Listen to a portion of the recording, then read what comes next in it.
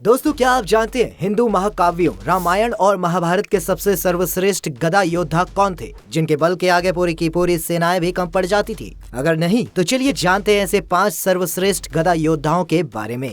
बाली। बात अगर रामायण काल की करें तो हनुमान जी के अलावा बाली को भी एक उत्कृष्ट गदा योद्धा माना जाता था। बाली के बल का अंदाजा इस बात से भी लगाया जा सकता है दोस्तों कि बाली ने रावण को भी युद्ध में धूल चटा दी थी। रावण ने जब चुपके से बाली पर हमला किया तो बाली ने रावण को अपने बगल में दबाकर चारों समुद्र की परिक्रमा लगा ली, लेकिन रावण खुद को छुड़ा नहीं पाया। बाली के भाई सुग्रीव भी गदा युद्ध में पारंगत थे, लेकिन फिर भी बाली ने सुग्रीव को हराकर उनके राज्य पर कब्जा कर लिया था और उन्हें बाहर निकाल दिया था। बाली के गदा युद्ध के गुण उसके पुत्र अंगद में भी थे, जिनके एक पैर को कोई भी लंकावासी हिला तक नहीं पाया था। रामायण के युद्ध में भी अंगद ने रावण के साथ भयंकर गदा युद्ध किया था। जरासंध। बात अगर महाभारत काल के श्रेष्ठ गदा योद्धाओं की करें तो उसमें कंस के ससुर जरासंध का नाम जरूर आता है। जरासंध को मल्ल युद्ध और गदा युद्ध में हरा पाना बहुत ही मुश्किल था। श्री कृष्ण ने जब कंस का वध कर दिया था तो जरासंध हाथ धोकर उनके पीछे पड़ गया था, इसलिए भगवान श्री कृष्ण को मथुरा छोड़कर द्वारका में जाकर बसना पड़ गया था। बलराम जैसे महान गदाधारी भी उस समय जरासंध का सामना करने में विफल रहे थे।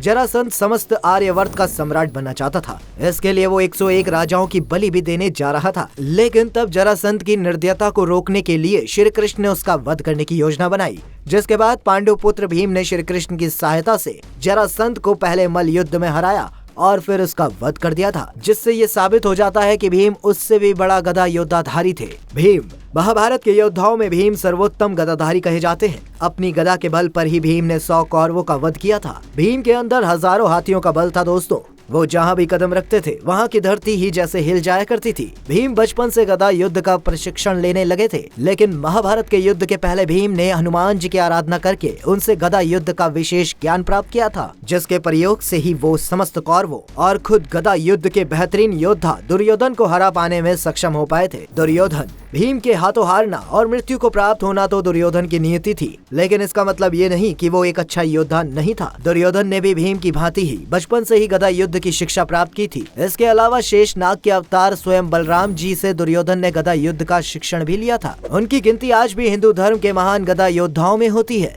बचपन से ही भीम और दुर्योधन के बीच गदा युद्ध होता रहता था, लेकिन जब महाभारत के अंतिम दिन पर दुर्योधन को यकीन हो गया था कि भीम उनका वध करने वाले हैं, तो दुर्योधन ने भीम के लक्ष्य को मुश्किल बना दिया। दुर्योधन की मां गंधारी ने अपने तप के बल से दुर्योधन का समस्त शरीर वज्र का बना दिया था, लेकिन जिस वक्त गंधारी ने अपने दिव्य नेत्रों से दुर्योधन को देखा था, उस समय उन्होंने अपनी जंघा पर कुछ पत्ते लपेट लिए थे, जिसकी वजह से दुर्योधन की जंघा वज्र की नहीं बन पाई और भीम ने उसी जंघा पर वार करके ही दुर्योधन का वध कर दिया था। बलराम। महाभारत में शेषनाग ने श्री कृष्ण के बड़े भाई बलराम बनकर उनका इस धर्म युद्ध में साथ निभाया था। स्वयं श्री कृष्ण को भी वो पांडवों का हद से ज्यादा पक्ष लेने से रोकते रहते थे। अपने नाम की तरह ही वो अत्यंत बलशाली भी थे और गदा युद्ध के परम ज्ञानी भी थे। बलराम से गदा युद्ध में टक्कर लेने की क्षमता तब बड़े बड़े योद्धाओं में भी नहीं हुआ करती थी। बलराम ने दुर्योधन और भीम को गदा युद्ध का शिक्षण भी दिया था दोस्तों।